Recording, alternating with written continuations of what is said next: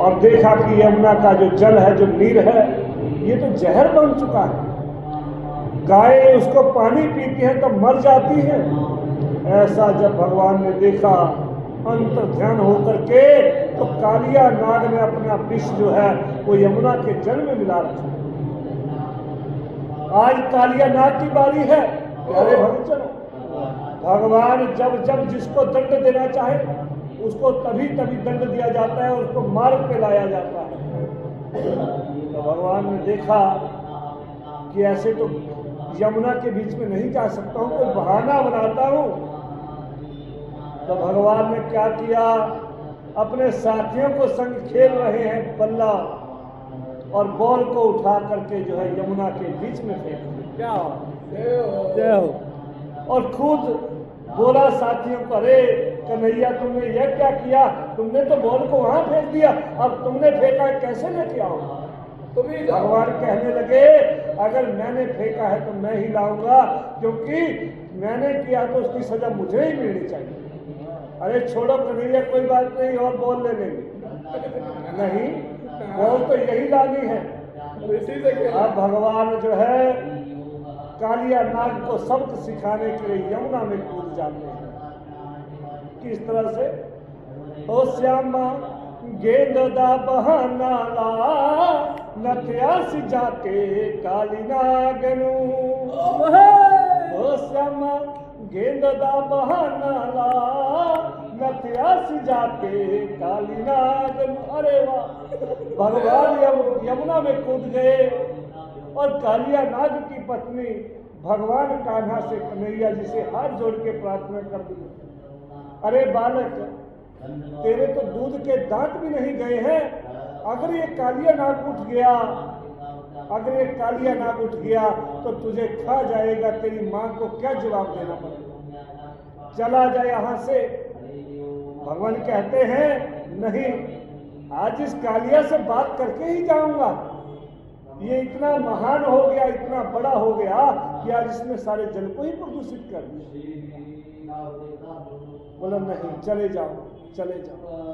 भगवान कहने लगे, मैया, अब माँ कह दिया, माँ कह दिया तो अब बद्ध नहीं कर सकते भगवान। भगवान कहने लगे, देखता हूं इस कालिया को आज। भगवान कालिया के ऊपर चढ़ गए, फनों के ऊपर जो है वो फनों को छेड़ने लगे, कभी उंगल लेते तो कभी कुछ करते। जब इस तरह से करने लगे, कालिया नाग को गुस्सा आना शुरू हो गया। भगवान गुस्सा ही दिला रहे थे। अब कालिया नाग के फनों के ऊपर खड़े हो गए, भगवान नृत्य करने लगे, तांडव करने लगे। न नाद ढक्कम न पंचवारम, ऐसा जिस भगवान शंकर ने नृतावसाने नटराज राजो, नाद ढक्काम नव पंचवारम, उदत कामा सनकाद सिद्धा, नेत विमर्शे सूरत। जैसे भगवान ने व्याकरण के सूत्रों की रचना करी और पाणिनि जी ने उनको ग्रहण कर लिया, वैसे ही नाद ढक्कम भगवान नृत्य करने लगे। बोले वृंदावन लाल की जय। अब जब नृत्य करने लगे, सारा यमुना जो है, सारे की सारी यमुना लाल हो जाती है। यमुना का जल नीर जो है वो लाल। सभी सोचने लगे कि कन्हैया को जो है उस नाग ने खा लिया, इसलिए सारे का सारा यमुना जो है लाल हो गया। माता यशोदा, नंद लाला विलाप करने लगे कि हम जो है अपनी बहन, अपने भाई को क्या जवाब देंगे कि तुम्हारा पुत्र कहाँ है। देखा जैसे भगवान ऊपर आए, नृत्य कर रहे हैं, और नाग की पत्नी भगवान से प्रार्थना कर रही है कि प्रभु छोड़ दीजिए, मेरे सुहाग को छोड़ दीजिए। सुहाग को छोड़ दीजिए प्रभु, आप जो सजा देना चाहे वो दे दीजिए, पर मेरे सुहाग को छोड़ दीजिए, मुझे विधवा मत कर दीजिए। भगवान कहने लगे, माता जा। हरि ओम। अगर तू इस नाग को लेकर के यहाँ से दूर चली जाए तो आज मैं इसे छोड़ देता हूँ। बोल बोल कालिया बोल। अब जब कालिया बोला तो कालिया भाग। यमुना को छोड़ना पड़ा। यमुना का जल फिर संपर्क में भगवान ने अपने पाद चिन्हों के द्वारा उस जल को पवित्र किया। गौएं पीने लगी। सारे गांव के वासी जो है वो आनंद से रहने लगे और भगवान की अन्य अन्य लीलाएं चलती गई। कंस ने बड़े कोशिश प्रयास किए, किस तरह से सबको भेज करके कान्हा को मारने का प्रयास किया, परंतु होता क्या था, अंत में वही मार दिया।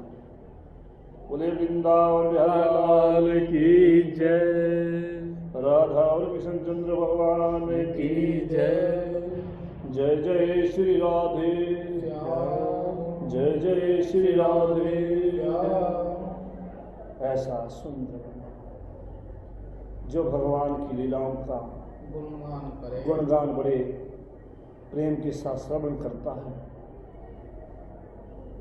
कली काल में उसका उद्धार हुआ करता है। ऐसा सुंदर वर्णन मदन जी महाराज ने बड़े विधि के साथ इस यज्ञ का पूजा के विधि को संपूर्ण किया। आगे से हमारे पंडा जी जो हैं वो आगे की पूजा करेंगे। इनके लिए भी हमारे प्रार्थना करेंगे, आशीर्वचन इनके लिए भी व्यास गद्दी से व्यास